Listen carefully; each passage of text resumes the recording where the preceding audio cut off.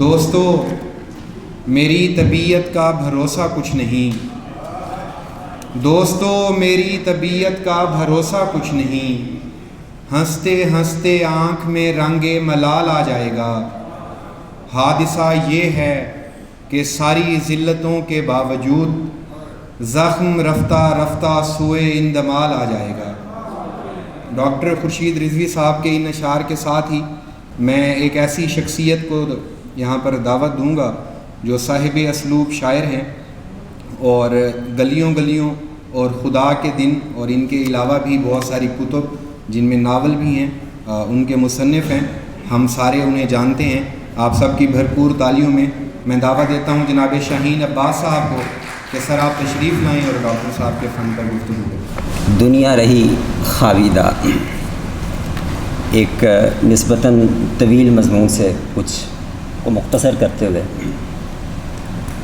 شاعری ہو یا آرٹ کی کوئی بھی صورت محض مطمع نظر کے طرز پر نمود کرتے ہوئے کسی ایسے دو ٹوک قطعی یا نتیجہ خیز اظہار کا نام نہیں جس کا ماحصل تعمیری یا اصلاحی نوعیت کا ہو۔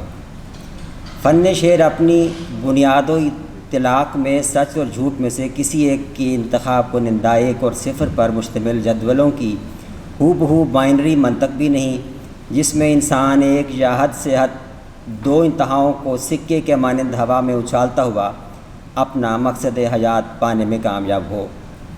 یہ طرز عمل ایک ایسی اسیری میں مبتلا کر دیتا ہے جو چشم نظارہ جو کو اطراف عالم اور مابین عالم عمیق مشاہدے کی لذت سے بے نیاز محروم جلا تعلق کر دیتی ہے۔ یوں تخلیقی عمل ہیر پھر کر نفی اور اثبات کے کلیشے زدہ تکرار بن کر رہ جاتا ہے اور من و تو کی مکالمہ بندی میں جنبش لب اور جنبش سر کے مدارج و مواقع محدود ہونے لگتے ہیں۔ تکرار کی مذکورہ صورت ضمیر کے ضابطوں کے عین مطابق ہو تو ہو، مگر ضروری نہیں تخلیق کی شورش و اضطراب اور اسرار و انتشار کے شایاں بھی ہو۔ گیند کو زمین کے ساتھ ٹکرا کر ہر چکر پر اس کی اچھال کو ماپتے رہنا اور بات ہے، اور آسمان سے ٹوٹے ہوئے ستارے کا زمین پر یوں انتظار کرنا کہ اب آیا اور بات۔ اول ذکر مشاہدے کا عمل اور دورانیہ خارجی سطح سے آغاز ہو کر خارجی سطح پر ہی مکمل ہو جاتا ہے، جبکہ مؤخر ذکر داخلی تجربہ بن کر تخلیقی عمل کو باطنی ذات کی نگہداری میں سونپ دیتا ہے، جہاں کہ اپنے زمان و مکان، تقویم کے اپنے پیمانے اور تاریخ و تمثیل کے اپنے ماخذات ہیں جو ظاہری دنیا کے ہو بہو موافق تو شاید نہ ہوں، سر تسر مزاحم ضرور ہوتے ہیں۔ پہلی طرح کے مشاہدے کا نقطہ انجام بھی متعین ہوتا ہے اور جائے انجام بھی، جبکہ مشاہدے کی دوسری نوعیت میں یہ دونوں معلومات کبھی التوا اور کبھی اخفا اور کبھی احیاء اور ارتقاء کی بنیاد پر گھٹتی بڑھتی رہتی ہیں۔ ڈاکٹر خورشید رضوی کے یہاں کسی ایسی دوگانہ تکرار پر زور نہیں ملتا جو دنیا و ماورائے دنیا کے سیاہ و سفید کا غوغا بن کر انسانی المیوں اور تربیوں کے ساتھ اکیرا اور رسمی تعلق قائم کرنے پر قانع ہو، یا جو ایسی تنگنائی کے مانند ہو جس میں صبح و شام کی آمد و رفت تو جاری رہے مگر زندگی اپنے اس سفر و حضر کے ساتھ موجود نظر نہ آئے جو محض آمد و رفت تک محدود نہیں، کچھ اور بھی ہے۔ یہی کچھ اور دو لفظوں میں شعر کی تعریف بھی ہے۔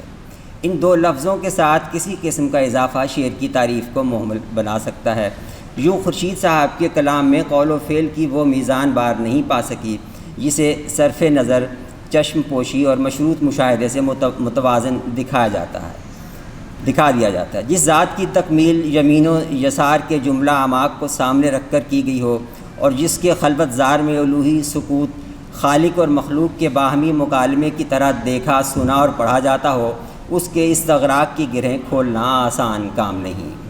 اعماق و استغراق کی نعمتوں سے متصف خورشید صاحب مونس کام و دہن بھی ہیں اور مونس کلام بھی۔ یہی سبب ہے کہ محض نام کے محو کلام لوگوں سے ان کی نہیں بنتی۔ ان کے نزدیک زمانے کی نگاہ اپنی سرشت میں قدیم ہو کر بھی خاص نہیں ہو سکی، وہی عام کی عام رہی ہے۔ پھر یہ نگاہ اپنی یلغار غارت گری اور قط و برید میں ایسی حریص اور ہوس پسند واقع ہوئی ہے کہ جس نے بینائی وجود اور وجود بینائی کے حقیقی تصور کو اشتہا کے ان دھندلکوں میں کہیں گم کر کے رکھ دیا ہے۔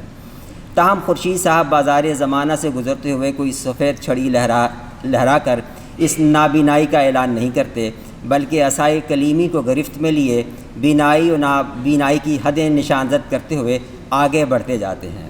اور پیچھے کھڑا ہجوم یہ نشانات دیکھ دیکھ کر اپنی بصارت و بصیرت کا اندازہ کرنے لگتا ہے۔ جیسے کبھی اپنی آنکھ سے زندگی پہ نظر نہ کی،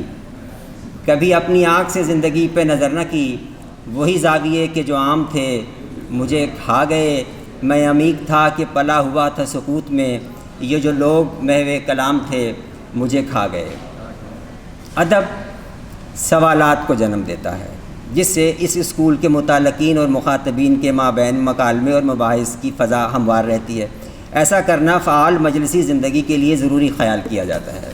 مگر اس میں ایک اندیشہ یہ بھی ہوتا ہے کہ ڈسکورس کے ڈی ٹریک ہونے سے تحریر کی جگہ تقریر نہ لے لے اور بات صاحب صدارت کے اختیار میں بھی نہ رہے، جیسا کہ ہمارے یہاں ہوتا ہے، اور یوں شاعر کہتا ہے کیا کہتا ہے والی بات علمی اختلاف کی بجائے نا کی بھینٹ چڑھ جاتی ہے۔ تاہم اس کا سد باب روئے سخن کو دوسری جانب موڑ کر کیا جا سکتا ہے۔ اصل ذات کے سامنے اصل ذات کا آئینہ رکھ کر مکالمہ کرتے ہوئے تخلیق کے وجود اور لا وجود کا تعین کرنے والے خورشید صاحب قاری کو ایک طرح سے یہ باور کراتے ہیں کہ مکالمے اور مبحث کی یہ بھی ایک صورت ہے جسے معمول بنا لینے سے تخلیق کار جنم لیتے ہیں، مقرر نہیں۔ حقیقت یہ ہے کہ معانی اپنی ماہیت و کیمیا، تکثیریت و یگانگت، اجتماعیت و انفرادیت، فیض رسانی و ضرر رسانی اور گرا کشائی و گراگیری جیسی اشکال و افعال میں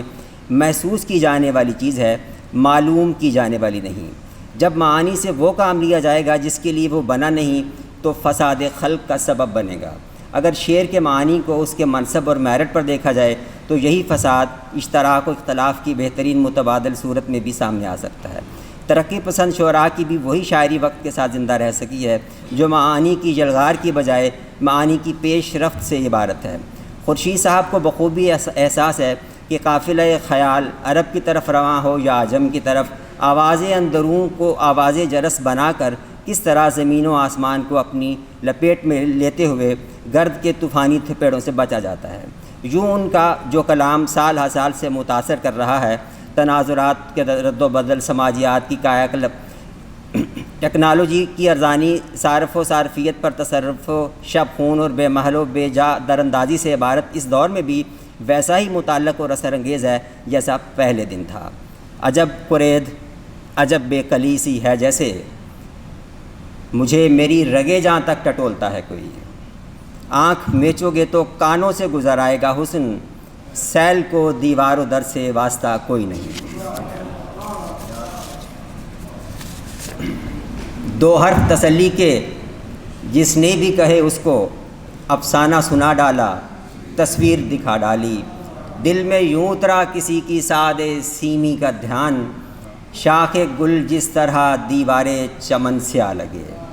میرا خیال ہے یہ میں مختصر کروں گا، اور ڈاکٹر خورشید صاحب کو میں بہت مبارکباد پیش کرتا ہوں اس ایوارڈ کے لیے، اور خود یہ ایوارڈ آثار اکیڈمی کے لیے بھی ایک اعزاز ہے۔ خورشید صاحب کو بہت مبارک۔